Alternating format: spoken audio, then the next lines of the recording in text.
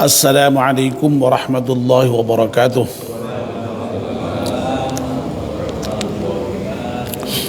Bismillahirrahmanirrahim. Alhamdulillahi rabbil alamin. Wassalatu wassalamu ala ashrafil mursalin Sayyidina wa maulana Muhammad wa ala alihi wa sahbihi ajma'in, amma ba'd.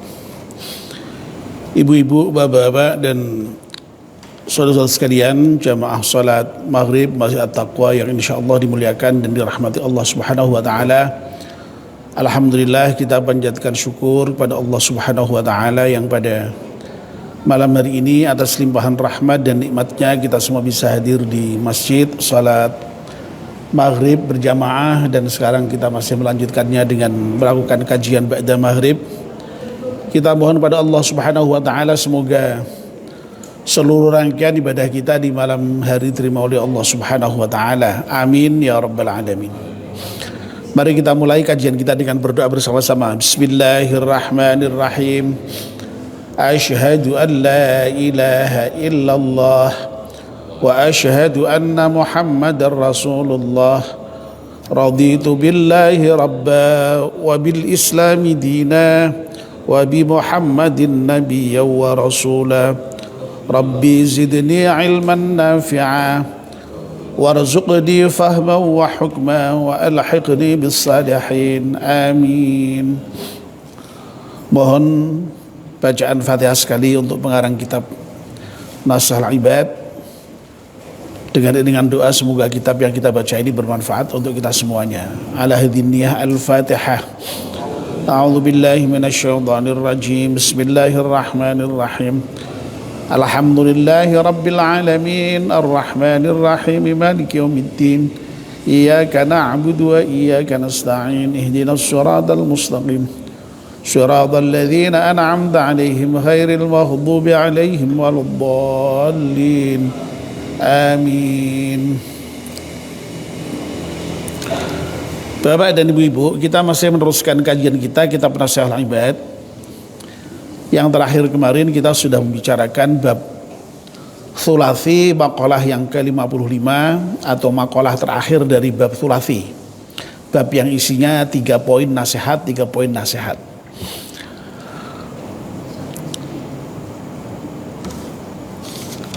Maqalah yang ke-55 dari maqalah yang ke-55 bab Thulathi ini merupakan maqalah dari Malik bin Dinar yang menyatakan ihbis salasan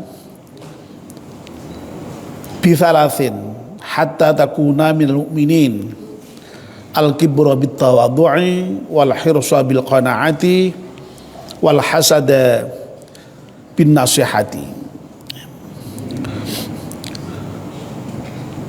Malik bin Dinar berkata, ya, cegahlah 3 hal yang negatif dengan 3 hal yang positif, 3 hal yang tercela dengan 3 hal yang mulia.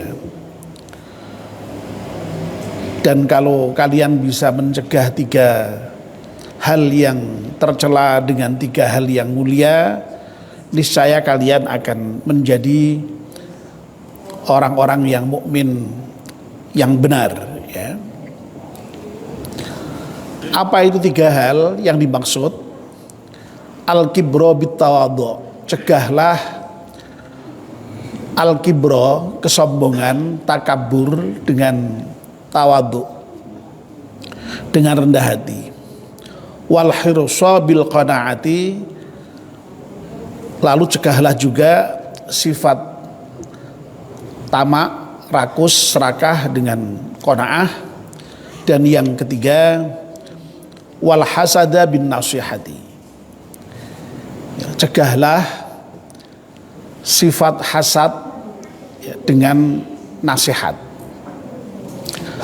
Nah, 2 poin yang pertama sudah kita bahas. Malam ini kita akan melanjutkan pembahasan poin yang ketiga, wal hasada bin nasihati, ya, cegahlah hasad, dengki, ya, iri hati itu bin nasihati, dengan nasihat. Nah, apa yang dimaksud dengan hasad itu? Ini Imam Nawawi memberikan penjelasan, wahwa, bahwa yang dimaksud dengan hasad atau dengki, tamanni zawali ni'matil mahsudi ilal hasidi. Jadi pengertian hasad itu adalah mengharapkan hilangnya nikmat orang yang dihasudi, ya, dihasadi, ya, dengan tujuan supaya nikmat itu pindah kepada orang yang hasad, yang menghasadi, ya. Jadi al-mahsud itu orang yang dihasadi, orang yang didengki. Al-hasidi itu orang yang mendengki. Nah, yang disebut dengan hasad itu adalah berharapnya orang yang mendengki itu akan nikmat yang didapat oleh orang yang didengki itu supaya berpindah ke dirinya, ya, itu dengki itu, ya. Jadi yang namanya dengki itu, ya, selama ini sering diterjemahkan dengan bahasa yang singkat dalam bahasa Indonesia itu tidak senang kalau ada orang lain senang, ya, gampangannya begitu, ya. Jadi kalau ada orang lain mendapat nikmat itu meriang, ya. Orang lain mendapatkan nikmat itu nggak seneng gitu, ya, itu hasad itu. Tapi tidak hanya berhenti di situ. Tidak senangnya dia dengan nikmat yang didapat orang lain itu sampai pada level kemudian dia kepengen nikmat yang didapat oleh orang lain tadi itu berpindah ke dirinya, ya.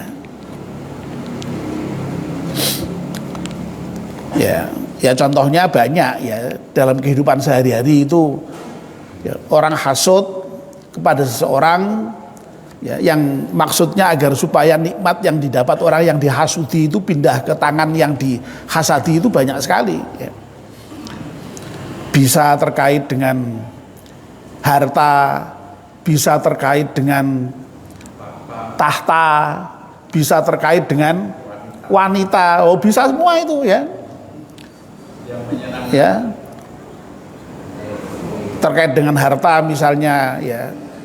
Ya, kalau ada teman kita dapat kekayaan, ya, dapat proyek, ya, atau dagangannya untung besar, ya, itu nggak suka itu, ya, nggak suka, ya. Iri, ya, iri. Nah, iri itu ya hasad itu maksudnya. Iri itu ya hasad itu, dengki, ya. Ya, tapi tidak hanya tidak suka, tapi kepengin kudune iki sing entuk proyek ya aku, ngono lho. Kudune sing entuk bati akeh ya aku, sing sugih ya aku, ngono lho. Nah, begitu, ya. Nah, hasad ini termasuk akhlak yang tidak bagus itu, ya, tidak baik, ya, termasuk akhlak tercela, ya, mazmumah, ya, akhlak yang hina, ya. Ya.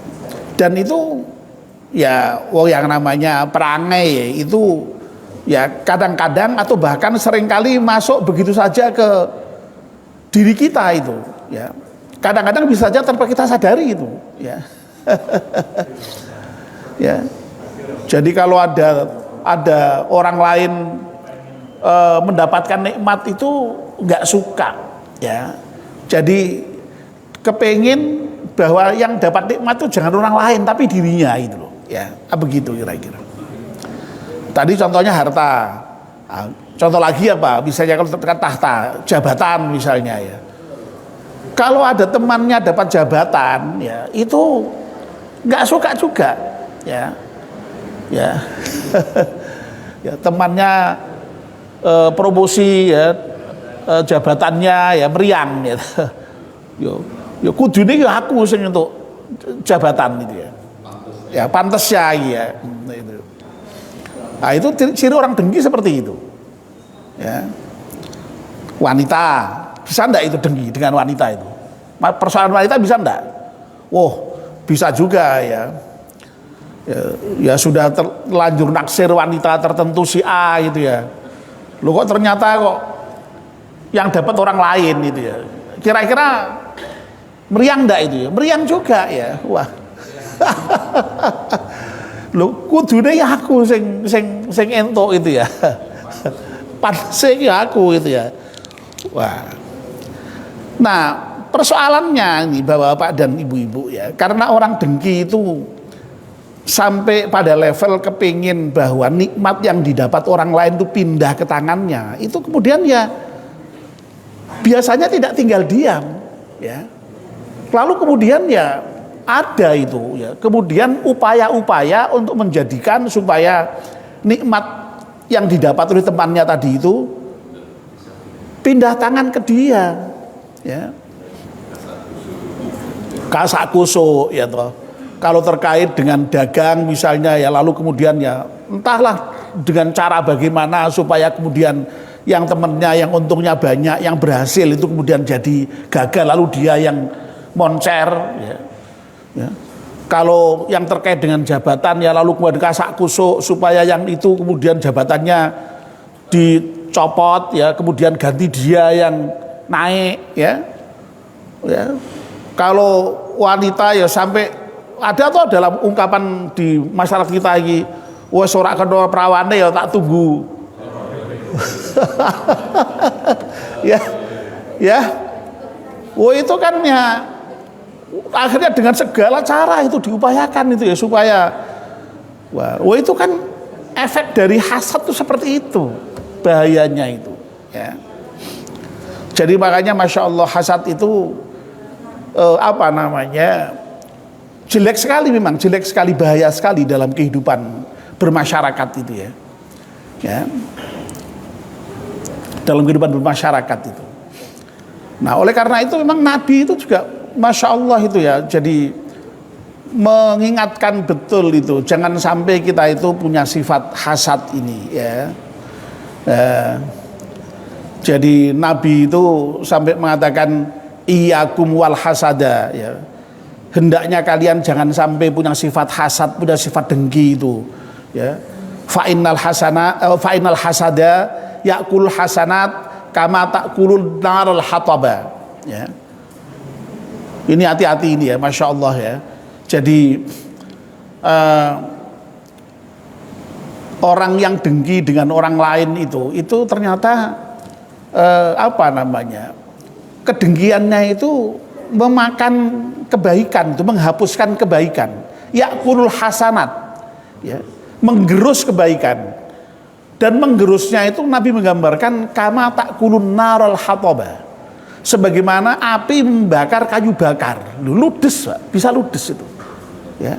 Na'udzubillah min dzalik. Makanya harus ya Allah, kita harus berusaha betul ini untuk menjaga jangan sampai hasad itu ya.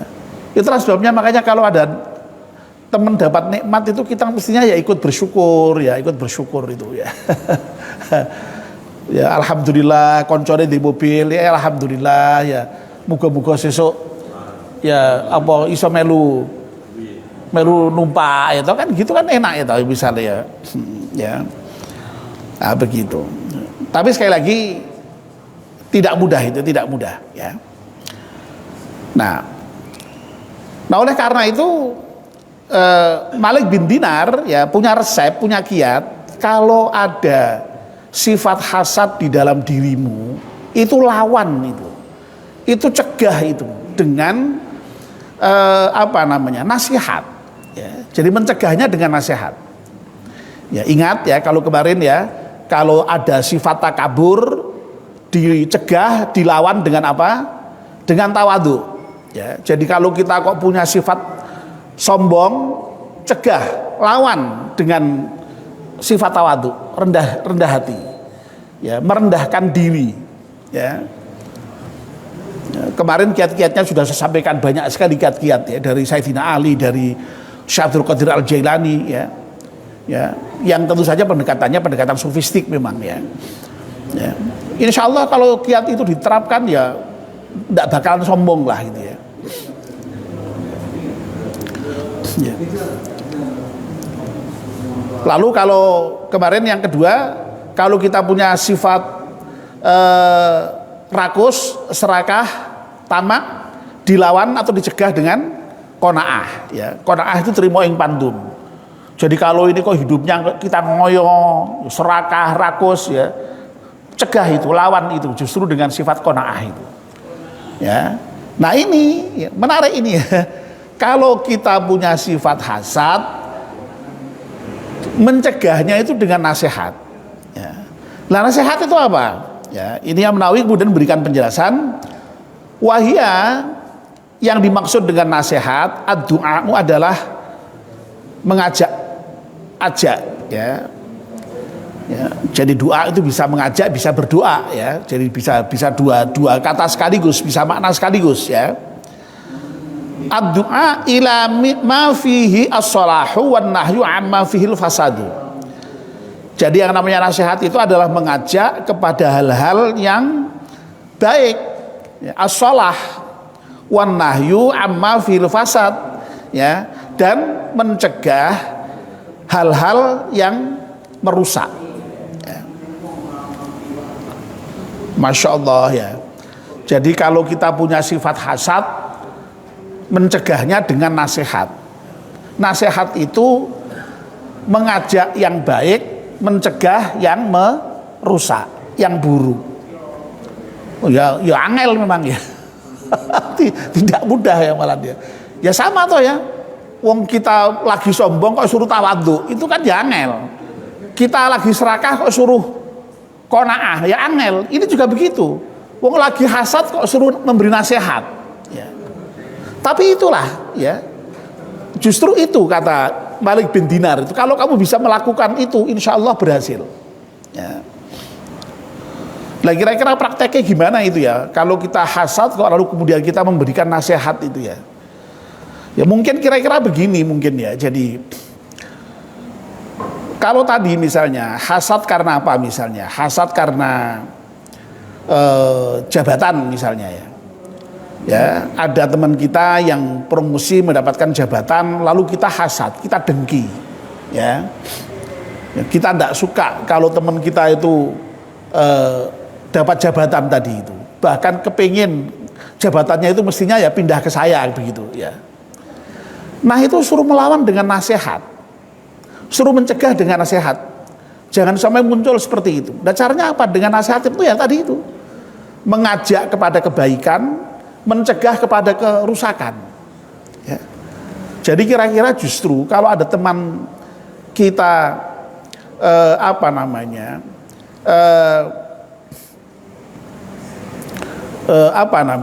dapat jabatan tadi, kita memberikan nasihat kepada teman kita, ya, ya, jabatan amanah, ya, ya, jabatan ini hendaknya digunakan dengan sebaik-baiknya, ya, untuk kesejahteraan masyarakat, untuk kebaikan lembaga, kebaikan institusi, jangan digunakan untuk yang buruk-buruk, ya, untuk justru malah menyengsarakan rakyat, begitu kira-kira begitu.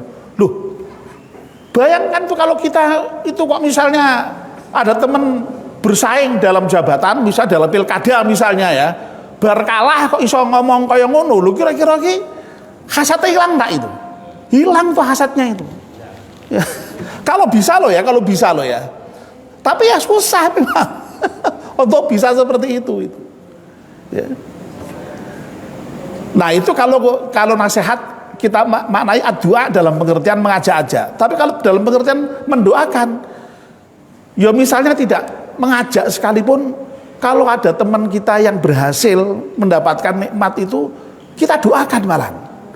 Kita doakan yang bagus-bagus dan dihindarkan dari yang buruk-buruk. Lu kira-kira jadi hasad enggak itu kira-kira? Ya. Kira-kira jadi hasad enggak kira-kira kalau kita mendoakan yang baik-baik pada teman kita itu? Ya ora jadi kira-kira, enggak jadi hasad kita. Ya sama dengan tadi, ya. Sedang takabur kita kemudian tawadhu, jadi takabur enggak? Hilang takaburnya. Ya, semula rakus, semua serakah kita lawan dengan qanaah, jadi rakus enggak? Tidak, hilang qanaahnya. Nah hasad juga begitu. kalau hasad ini, kedengkian ini kemudian kita cegah, kita lawan dengan nasihat, ya, yang maknanya bisa berarti mengajak atau mendoakan tadi, insya Allah sifat hasad itu akan hilang. Ya, ya. Nah, kira-kira iblis ya, iblis yang menggoda itu ya, yang menggoda kita itu. Kowe hasut kowe itu, wong janjane iku sing pantes entuk jabatan kowe kok malah kancamu. Kowe aja trimo kan, kira-kira iblis kan begitu itu, kira-kira iblis lo ya, setan lo ya. Lu kira-kira kan begitu kan ya, kira-kira ya. Oh, ayo dicari. Oh, lu tapi malah mendoakan malahan. Ya, semoga kamu baik ya, semoga jangan buruk. Loh, kira-kira iblisnya piro iki? Kira-kira iblisnya mangkel ra kira-kira? Lho iki diojo-ojoi kon hasad kok malah ndak ndongake, wah gagal gitu, gagal maning kira-kira begitu ya toh. Itu ya istilahnya itu ya, iblisnya itu ya begitu ya.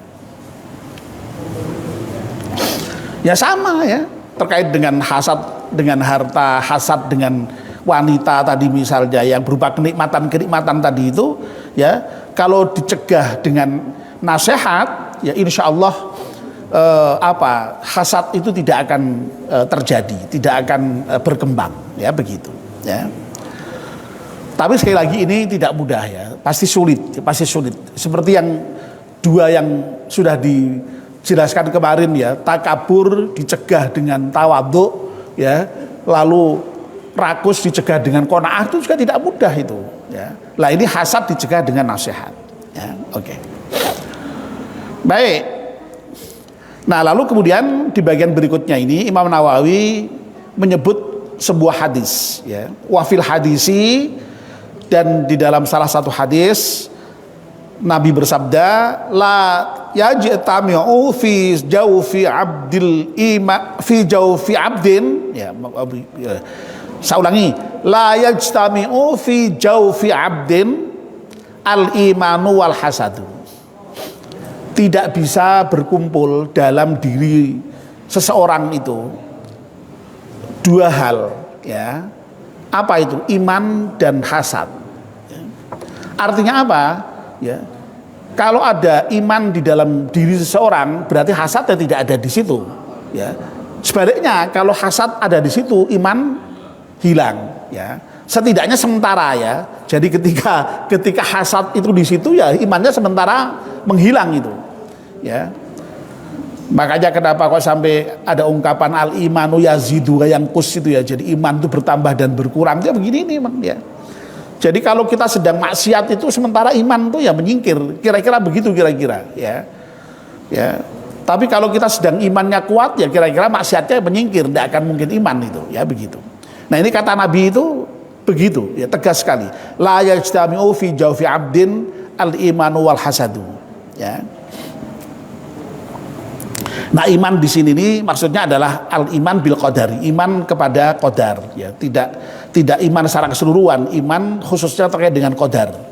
Karena dalam keimanan kepada qadar itu yang namanya orang itu terkait dengan mendapatkan apa itu kan sudah menjadi ketentuan Allah. Loh kok dihasudi itu ngapa gitu loh. Wong wis ana apa namanya? Bagiannya sendiri-sendiri kok hasud gitu. Jadi orang yang hasud itu berarti sama dengan tidak beriman kepada takdir Allah Subhanahu wa taala. Kira-kira begitu maksudnya ya. Itu. Jadi bukan iman dalam pengertian keseluruhan kalau menurut Imam Nawawi. Imam Nawawi membatasi ini terutama terkait dengan iman kepada qadar itu. Karena apa ya tadi itu? Iman kepada qadar itu mengajari kita supaya kita ini bisa menerima apapun ketentuan yang diberikan oleh Allah. Kita mendapatkan apa, orang mendapatkan apa, itu sudah ketentuan Allah. Loh kalau kemudian kita hasad, dengki, itu kan berarti sama saja dengan kita tidak terima dengan apa yang menjadi ketentuan Allah Subhanahu wa ta'ala ya. Saya kira clear, jelas ya. Ini isanya jam berapa ini? 7?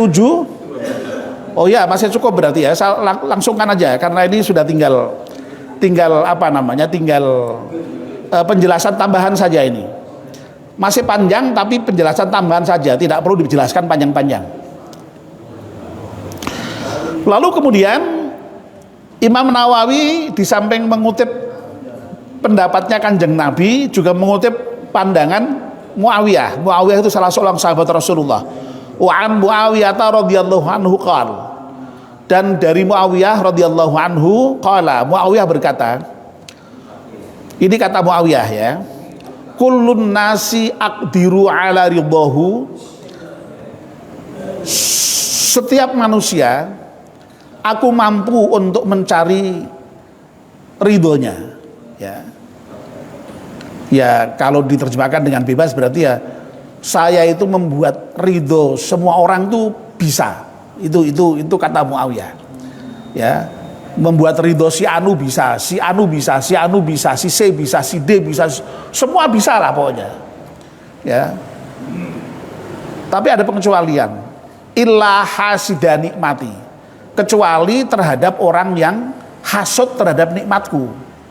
Lah kalau orang yang hasud terhadap nikmatku itu aku angkat tangan aku tidak mungkin bisa membuat ridho, tidak bisa membuat dia senang kepadaku, tidak mungkin ya. Karena apa? Fa'innahu, orang yang hasad itu la yurdihi illa zawaluha, karena orang yang hasad itu tidak akan merasa puas kalau apa yang diterima oleh orang lain tadi itu tidak hilang dari teman orang lain teman tadi itu dan pindah kepadanya, jadi tidak akan puas itu ya. Lah bagaimana membuat dia puas ya, susah ya, itu kata Muawiyah. Nah, jadi intinya adalah bahwa membuat orang hasad itu memang ridho puas itu susah. Wah, ada saja mesti ya anunya itu apa kelahnya itu ada saja alasannya untuk menunjukkan ketidaksenangannya tadi itu. Mbok wis diapa-apa kayak tetap angel, ora iso kon muni dadi ridho dengan seseorang itu kalau dia menghasad itu ya. Begitu ya. Nah ini Imam Nawawi kemudian masih juga mengutip ungkapan seorang penyair ya, kama qala ba'duhum ya, juga sebagaimana dinyatakan oleh sebagian ulama ya, mim bahrut tawil, dari bahar tawil ya. Jadi saya sudah pernah berkali-kali menyampaikan di kajian kitab Nasrul Ibad ini, karena dalam kitab Nasrul Ibad ini juga beberapa kali kita temukan syair. Sekali lagi syair dalam bahasa Arab itu selalu dibuat dalam wazan tertentu, dalam pola tertentu ya. Dan bahar itu atau model syair itu banyak sekali ya. Jadi ada bahar tawil, bahar rojaz, bahar wafir ya, dan seterusnya itu. Saya sih tidak begitu menguasai, tapi ya sedikit-sedikit saja tahu ya. Nah kalau bahar tawil itu wazannya atau timbangannya atau polanya fa'ulun mafa'ilun, fa'ulun mafa'ilun, fa'ulun mafa'ilun, fa'ulun mafa'ilun ya. Nah mari syair ini kita lakukan dengan wazan itu ya. Wadaraitu kullan nasi lakinna hasidi mudaratuhu syaqqat wa azza nawaluha ya. Itu jadi yang dimaksud dengan bahar itu seperti itu. Bahar itu pola di dalam syair ya. Nah sehingga kalau bikin syair tinggal menggunakan bahar apa kita ya, tinggal nyusun itu saja ya, begitu ya. Wa kaifa yudaril mar'u hasidan ni'matin idza kana la yurdihi illa zawaluha ya. Nah sudah sampai di sini ya, kita terjemahkan ringkas ya, karena ini hanya penjelasan tambahan saja mengenai bagaimana buruknya sifat hasad itu ya. Wadara itu kullan nasi ya, lakinna hasidi mudaratuhu saqqat wa azza nawaluha ya. Ya. Ini kalau diterjemahkan dengan bebas kira-kira aku bisa melakukan adaptasi ya, berbaik-baik dengan setiap orang Ya. Lakin nahasidi, tapi terhadap orang yang hasad kepadaku, mudaratuhu saqqat wa azza nawaluha. Berbaik-baik, beradaptasi dengan orang yang hasad itu saqqat, berat, ya, wa azza, dan juga menyakitkan, menyulitkan, ya, mencapainya, ya. Ya, dengan kata lain bahwa memang berbaik-baik dengan orang yang hasad itu setengah mati. Mbok kita sudah baik kayak apa, itu sekali lagi tidak akan mungkin menjadikan orang yang hasad itu kemudian menjadi baik dengan kita. Itu persoalannya, ya. Makanya tadi Muawiyah sampai mengatakan, aku tidak mampu itu menjadikan orang yang hasad itu ridho kepadaku, ya. Ya. Wa kaifa yudadil mar'u hasidan ni'matin. Ya, bagaimana seorang itu bisa berbaik-baik, ya. Bagaimana ya orang yang hasad terhadap nikmat itu berbaik-baik, ya. Idza kana ludhi illa zawaluha. Ketika dia itu bisa ridho kalau hanya bisa mendapatkan apa yang nikmat yang didapat oleh teman-temannya itu. Jadi kalau nikmat itu belum pindah ke tangannya, dia belum bisa baik. Ya, kira-kira begitu terjemahannya itu, ya. Jadi intinya Bapak dan Ibu-ibu, ya, inilah beratnya orang kalau hasad itu, ya. Mbok dibaiki kayak apa, ya. Wis ra mempan. Soalnya apa? Wis pancen wis kadung hasud, wis kadung dengki, ya. Wis mbok dibaiki dengan cara apa, wis angel gitu, ya. Ditraktir wis ora mempan, itu diajak baik-baik ya, kayak hadiah wis ora mempan, dia harus ora mempan. Mempane apa? Engko nak jabatannya wis copot, ya. lagi dia puas itu, ya, begitu, ya, begitu. Ya. Makanya ya Allah, sekali lagi sifat hasad ini buruk sekali, ya, termasuk sifat yang mazmumah, tercela, ya. Oleh karena itu memang sedapat mungkin harus kita hilangkan dalam diri kita, ya, karena sifat ini kalau ada dalam diri kita, sekali lagi tadi mengutip hadis Nabi, ini bisa menghapus kebaikan-kebaikan yang kita punya, bahkan menghapuskannya itu digambarkan sebagaimana api melahap kayu bakar, ya, bisa habis itu kebaikan kita. Oleh karena itu hati-hati, ya. Dan cara di dalam menghilangkan sifat hasad itu ternyata dengan nasihat itu, ya. Tidak mudah, ya, tidak mudah, tapi ini merupakan ilmu yang luar biasa saya kira, ya. Kalau mungkin selama ini kita bingung, ya, bagaimana caranya menghilangkan hasad, bagaimana caranya menghilangkan takabur, bagaimana caranya menghilangkan sifat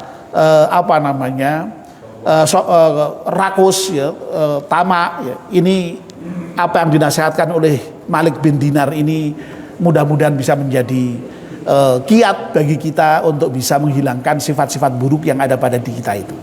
Dan kata Malik bin Dinar, kalau sifat-sifat buruk yang 3 itu kemudian bisa diganti dengan sifat-sifat yang baik, ya.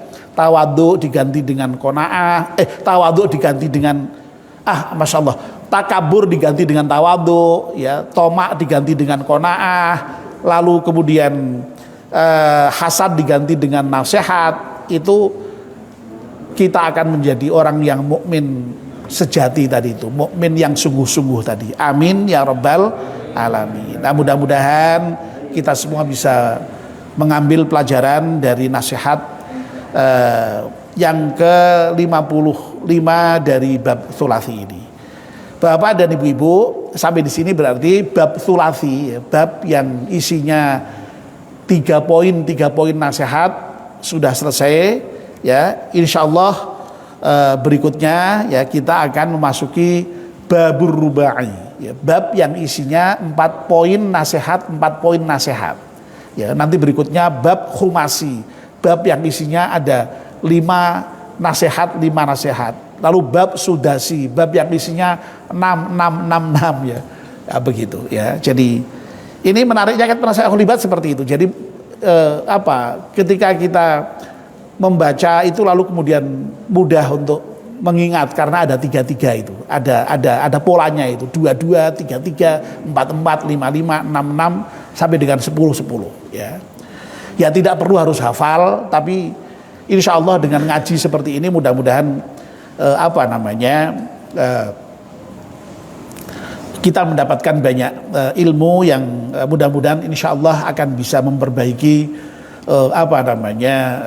kita dalam kehidupan kita ini untuk bekal menuju ke kehidupan akhirat ya. Saya kira itu sesuai dengan tujuan kitab Nasihat Ahli Bait ini dikarang oleh Imam Nawawi ya. Demikian Bapak dan Ibu-ibu, mudah-mudahan kita masih diberi umur panjang bisa melanjutkan kajian kitab Nasihat Ahli Bait ini. Amin ya rabbal alamin. Mari kita tutup dengan berdoa. Bismillahirrahmanirrahim. Wal 'ashri innal insana lafi khusrin illa alladzina amanu wa 'amilus salihati wa tawassaw bil haqqi wa tawassaw bis sabr. Subhanakallahumma wa bihamdika asyhadu an la ilaha illa anta astaghfiruka wa atubu ilaik. Wassalamualaikum warahmatullahi wabarakatuh.